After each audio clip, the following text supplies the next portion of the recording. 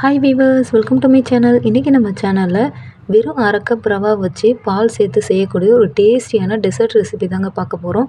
ரொம்பவே சாஃப்டாகவும் நல்லா ஜூஸியாகவும் டேஸ்ட்டாகவும் இருக்கும். எல்லோரும் ரொம்ப விரும்பி சாப்பிடுவாங்க. வாங்க எப்படி செய்யுது வீடியோக்குள்ளே பார்க்கலாம். நம்ம சேனலையும் சப்ஸ்கிரைப் பண்ண மறக்காதீங்க. ஃபஸ்ட்டு இந்த ரெசிபி பண்ணுறதுக்கு ஒரு சின்ன பிளேட் எடுத்துக்கோங்க. பிளேட்டில் எண்ணெய் அல்லது நெய் ஏதாவது அப்ளை பண்ணி எடுத்து வச்சுக்கோங்க. ஒரு பேன் எடுத்துக்கோங்க. பேனில் 1 டேபிள் ஸ்பூன் நெய் சேர்த்துக்கோங்க.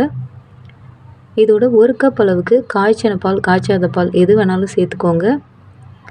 பால் ரொம்ப நேரம் கொதிக்கணும்னு அவசியம் கிடையாது. பால் ஒரு கொதி வர வரைக்கும் வெயிட் பண்ணுங்கள். இதோட 1 டீஸ்பூன் அளவுக்கு சர்க்கரை சேர்த்துக்கலாம். சர்க்கரை கரைஞ்சி வரணும், அதுக்காக ஒரு முறை நல்லா கலந்துக்கலாம். இப்போ பால் ஒரு கொதி வர வரைக்கும் வெயிட் பண்ணுவோம். பாருங்கள், கலந்த பிறகு இப்போ பால் ஒரு கொதி வர ஆரம்பிச்சிருக்கு. இந்த ஸ்டேஜில் ஒரு அரை கப் அளவுக்கு ரவா சேர்த்துக்கோங்க. வறுத்த ரவா, வறுக்காத ரவா எது வேணாலும் சேர்த்துக்கலாம். நான் வறுக்காத ரவா தான் சேர்த்துருக்கேன். அடுப்பு அனலை நல்லா கம்மி பண்ணிவிடுங்க. அதாவது அடுப்பை நல்லா லோ ஃப்ளேமில் வச்சுட்டு ரவாவை சேர்த்துட்டு கட்டி இல்லாமல் நல்லா மிக்ஸ் பண்ணிகிட்டே இருங்க. நம்ம சேர்த்துருக்க பாலை ரவா நல்லா உறிஞ்சிட்டு இது ஒரு 5 நிமிஷத்தில் கெட்டியாக ஆரம்பிச்சிடும். கலந்துகிட்டே இருக்கணும். பாருங்கள், இப்போ நம்ம சேர்த்துருக்க பாலை எல்லாத்தையும் ரவா உறிஞ்சிருச்சு. இப்போ கடாயில் கொஞ்சம் கூட ஒட்டாத அளவுக்கு மாறி வந்திருக்கு. இந்த ஸ்டேஜில் ஸ்டவ் ஆஃப் பண்ணிவிட்டு இதை வெளியே எடுத்துடலாம். இப்போ நம்ம எண்ணெய் தடவி வச்சுருக்க பிளேட்டில் இதை மாற்றிக்கலாம். இது சூடாக இருக்கும் போதே இதை நல்லா இது போல் ஈவன் பண்ணிக்கோங்க. ஆறிடுச்சுன்னா ரவாலாம் உதிர்ந்து போன மாதிரி ஆகிடும். அதனால் இது போல் நல்லா ஈவன் பண்ணிக்கோங்க. இதை நல்லா ப்ரெஸ் பண்ணி விட்டு சூடாக இருக்கும் போதே எவ்வளோ ஃபாஸ்ட்டாக செய்ய முடியுமோ இந்த மாதிரி நல்லா ஈவன் பண்ணிக்கோங்க. இந்த மாதிரி செய்யலைன்னா இதை மறுபடி பிசைஞ்சு விட்டு உருண்டை பிடிக்க வேண்டியது வரும். அது ரொம்ப வேலை இழுக்கிற மாதிரி இருக்கும். அதனால் இது போல் நல்லா ஈவன் பண்ணிக்கோங்க. ஈவன் பண்ணிவிட்டு இதை கம்ப்ளீட்டாக ஆற வச்சுடுங்க. இதுக்கு ஒரு பக்கம் ஆறட்டும். இதுக்கு இடையில் ஒரு மிக்ஸி ஜாரில் ஒரு 6-7 பாதாம் சேர்த்துக்கோங்க. 2 ஏலக்காய் சேர்த்துக்கோங்க. இது நல்லா குறகுறப்பாக அரைச்சி எடுத்துக்கோங்க. நீங்கள் பாதாமுக்கு பதிலாக முந்திரி கூட சேர்த்து அரைச்சி எடுத்துக்கலாம். அடுத்து அதே பேனில் ஒரு 600 ml பால் சேர்த்துக்கோங்க. நான் காய்ச்சின பால் தான் சேர்த்துக்கிறேன். நீங்கள் காய்ச்சாத பால் கூட சேர்த்துக்கலாம். பால் சேர்த்துட்டு நம்ம அரைச்சி வச்சுருக்க பாதாம் இதோடு சேர்த்துக்கலாம். பாருங்கள், அரைச்சி வச்சுருக்க பாதாமை இதோடு சேர்த்துட்டு ஒரு முறை நல்லா கலந்துக்கோங்க. நீங்கள் பாதாமுக்கு பதிலாக முந்திரி, வால்நட், பிஸ்தா எது வேணாலும் இது போல் அரைச்சிட்டு சேர்த்துக்கலாம். ரொம்பவே ஹெல்த்தியாகவும் இருக்கும், டேஸ்ட்டாகவும் இருக்கும்.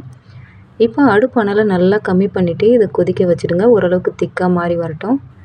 இதுக்கிடையில் நம்ம ஆற வச்சுருக்க ரவா நல்லா ஆறிடுச்சு. இது போல் ஒரு பூரி உருட்டுற மனையில் இது போல் திருப்பி விட்டுக்கோங்க. இதை திருப்பி விட்டிங்கன்னா அழகாக எடுக்க வரும். நல்லா ஷார்ப்பான நைஃப் வச்சு ஒரு 1/2 இன்ச் அளவுக்கு இதெல்லாம் நீல வாக்கில் கட் பண்ணிக்கோங்க. பாருங்கள், இது போல் கட் பண்ணிக்கோங்க. கொஞ்சம் ரவா அங்கங்கே உதிர்ந்து வந்தாலும் ஒன்றும் பிரச்சனை இருக்காது. பாருங்கள், இது போல் பொறுமையாக நல்லா ஈவனாக கட் பண்ணிவிடுங்க. இப்போ இதை நல்லா ஸ்கொயர் ஷேப்பில் இல்லை ரெக்டாங்கிள் ஷேப்பில் எப்படி வேணாலும் கட் பண்ணிக்கோங்க. நீங்கள் எப்படி கட் பண்ணாலும் வறுத்து எடுக்கும்போது கொஞ்சம் கூட உதிர்ந்து வராது. பாருங்கள், நான் இந்த ஷேப்பில் எல்லாத்தையும் கட் பண்ணி எடுத்துக்கிறேன். இது போல் செய்யலைன்னா நீங்கள் மறுபடியும் உருண்டை பிடிக்க வேண்டியது வரும். அது ரொம்ப வேலை இழுக்கும். அதனால் இது போல் செஞ்சிங்கன்னா எந்த ஷேப்பில் வேணாலும் கட் பண்ணலாம். பார்க்குறதுக்கு நல்லா கலர்ஃபுல்லாகவும் இருக்கும், டேஸ்ட்டாகவும் இருக்கும். ரொம்ப பெருசாக கட் பண்ணக்கூடாது. எந்த அளவுக்கு சின்ன சின்னதாக கட் பண்ண முடியுமோ அந்தளவுக்கு சின்னதாக கட் பண்ணிக்கோங்க. பெருசாக கட் பண்ணிங்கன்னா சாப்பிட்றதுக்கு அந்தளவு டேஸ்ட்டாக இருக்காது. பாருங்கள், இது போல் எல்லாத்தையும் கட் பண்ணி எடுத்துக்கோங்க. இப்போ நான் இது எல்லாத்தையும் கட் பண்ணி ஒரு பிளேட்டில் எடுத்து வச்சுருக்கேன். பாருங்கள், இந்த ஷேப்பில் எல்லாத்தையும் கட் பண்ணி எடுத்து வச்சுருக்கேன். இப்போ இது ஒரு வாரமாக இருக்கட்டும். இப்போ பேனில் பால் நல்லா கொதிச்சிக்கிட்டு இருக்கு. ஆடப்படியாத அளவுக்கு இடையில கண்டிப்பாக கலந்துகிட்டே இருக்கணும். இதுக்கு தேவையான அளவு இனிப்புக்காக நான் ஒரு அரை கப் அளவுக்கு சர்க்கரை சேர்த்துக்கிறேன். இந்த அளவுக்கு சர்க்கரை சரியாக இருக்கும். நீங்கள் அதிகமாக சேர்த்திங்கன்னா திகட்டுற மாதிரி இருக்கும். அதனால் அரை கப் அளவு சர்க்கரை சேர்த்துக்கோங்க. இது நல்லா கலந்துகிட்டே இருங்க. அடுப்பு அனலை கம்மியாக வச்சுட்டு இது நல்லா கொதிக்கட்டும். இது ஒரு பக்கம் கொதிச்சுட்டே இருக்கட்டும். இதுக்கு இடையில் கொஞ்சமாக எண்ணெயை நல்லா சூடு பண்ணிவிட்டு நம்ம ரெடி பண்ணி வச்சுருக்க ரவாவை பாதி அளவு இதோட நான் சேர்த்துக்கிறேன். அடுப்பு அனல் ஹை ஃப்ளேம்லேயே இருக்கட்டும். பாருங்கள், இது போல் சேர்த்துட்டு இது உடனேவே மிக்ஸ் பண்ணக்கூடாது. ஒரு 2-3 நிமிஷம் அப்படியே விட்டுட்டு இதை நல்லா கலந்து விடுங்க. இது ஒரு பக்கம் லேசாக சிவந்து வந்திருக்கும். அடுப்பு அனல் அதிகமாகவே இருக்கட்டும். லோ ஃப்ளேமில் வச்சிங்கன்னா எண்ணெய் இழுக்கும். பாருங்கள், இது போல் கலந்துகிட்டே இருந்தீங்கன்னா இது நல்லா கலர் மாதிரி வர ஆரம்பிக்கும். இப்போ இது ஒரு 5 நிமிஷம் போல் ஆயிருக்கு. இது ஒரு கோல்டு கலரில் மாற ஆரம்பிச்சிருக்கு. இந்த ஸ்டேஜில் இதை கலந்துகிட்டே இருங்க. பாருங்கள் இதை கலந்துகிட்டே இருந்தீங்கன்னா ஒரு டார்க் கோல்டன் கலரில் மாறி வர ஆரம்பிக்கும். இந்த ஸ்டேஜில் இதை வெளியே எடுத்துடுங்க.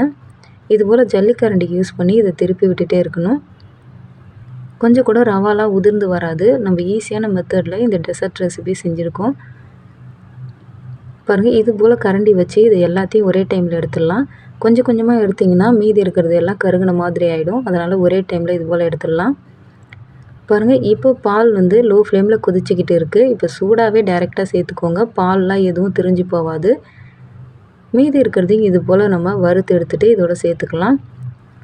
சேர்த்துட்டு இதை நல்லா கலந்து விட்டுட்டு ஸ்டவ் ஆஃப் பண்ணிவிட்டு வெளியே எடுத்துடலாம். பாருங்கள், நான் சூடாக இருக்கும்போதே சேர்த்துக்கிறேன். இது நல்லா மிக்ஸ் பண்ணிக்கோங்க. இப்போ இது இந்த பால்லே ஒரு 3 மணி நேரம் நல்லா ஊறட்டும். நல்லா ஊறிச்சுன்னா சாஃப்டாக மாறி வரும். அந்த ஃப்ளேவர், பாதாமோட ஃப்ளேவர், அந்த பாலோட இனிப்பு எல்லாமே அந்த ரவாவில் இறங்கும் போது சாப்பிட்றதுக்கு செம்ம டேஸ்ட்டாக இருக்கும். குறைஞ்சது 2 மணி நேரம் அல்லது 3 மணி நேரமாவது பால்லே ஊறிச்சுன்னா சாப்பிட்றதுக்கு ரொம்ப ரொம்ப டேஸ்ட்டாக இருக்கும். குழந்தைங்க ரொம்ப விரும்பி சாப்பிடுவாங்க. கண்டிப்பாக வீட்டில் ட்ரை பண்ணிவிட்டு கமெண்டில் எப்படி இருக்குன்னு சொல்லுங்கள். பார்க்கவே எவ்வளோ சாஃப்டாக இருக்குது பாருங்கள். வீடியோ யூஸ்ஃபுல்லாக இருந்தால் ஒரு லைக் பண்ணுங்கள், சப்ஸ்கிரைப் பண்ணுங்கள், ஃப்ரெண்ட்ஸ்க்கு ஷேர் பண்ணுங்கள். அடுத்தடுத்த வீடியோக்குள்ளே பார்க்கலாம்.